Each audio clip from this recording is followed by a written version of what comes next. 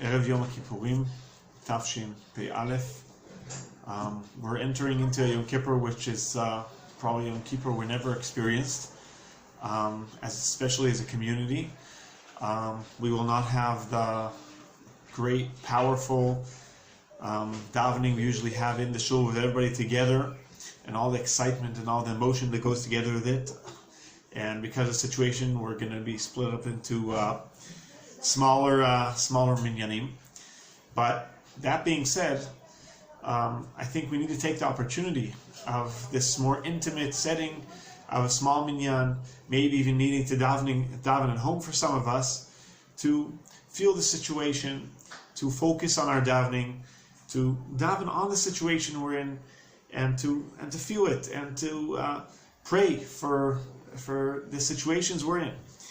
And one very important point I want to express here is that it's very important to realize that fasting is more important than the davening itself. Obviously, every year we usually go to shul, we fast, and we daven, we have the air conditioning. But this year, a lot of us are going to be davening outside, and it's not the same thing. It's probably going to be a hot day tomorrow. And it's very important to emphasize that fasting comes before davening, and therefore if you have any deliberation or any situation where you may think that you chas v'shalom could get to dehydration, or even a slight chance that you may need to drink, so don't go to shul, or maybe limit the amount of time you go to daven outside if it's go very early in the morning, or just a late afternoon for nila at the end of the fast. And the main thing is to get through the fast as much as possible, even if it means davening at home. This is also for women, also for men, whichever situation you're in. And even if you have to daven at home, and a lot of us will probably have to do it, those of us who, some of us are in bidud, in quarantine, in different situations, remember that a lot of the great people in our history davened on their own, had very, very powerful prayers. If it's Hannah, who we read after on Rosh Hashanah, who davened on her own and whispered to HaKadosh Baruch Hu with her own feelings. If it's Shimshon HaGibor in his situation, when he was at the last moments of his life, or Yitzchak v'Rivka, who davened as a couple together, standing in their home, each one in the corner of their home, davening for a child, or for in their specific situation where they needed the help of Hashem. So there is a very big power also for an individual prayer, especially on Yom Kippur, which is also an individual day of atonement, as well as atonement for all Am Yisrael.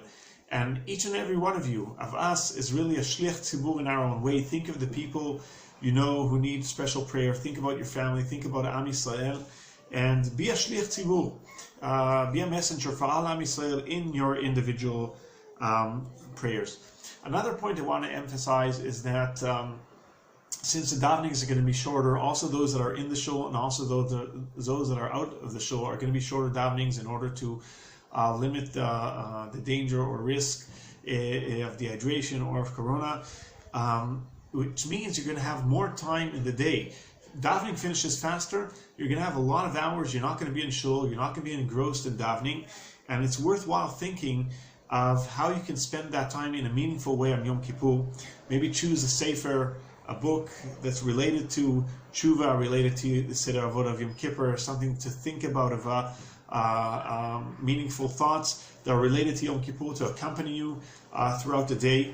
Think about spending time with your children. You're going to have more time with your children. They're not going to be with you. Also the teenagers and also the younger ones are not going to be with you in shul throughout the day or most of the day.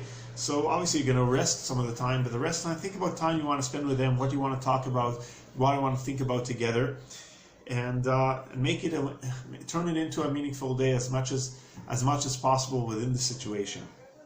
To conclude, I want to ask for mechila from all of you. I know it's been a very, very a unique year. I've done my best to with as many of you as possible, but obviously I know I didn't get to everyone, and I know that I could have done more. So I really ask mechila from each and every one of you. If I missed out on anything, I should have been there for you. And I hope to be there for you as much as possible in the future too.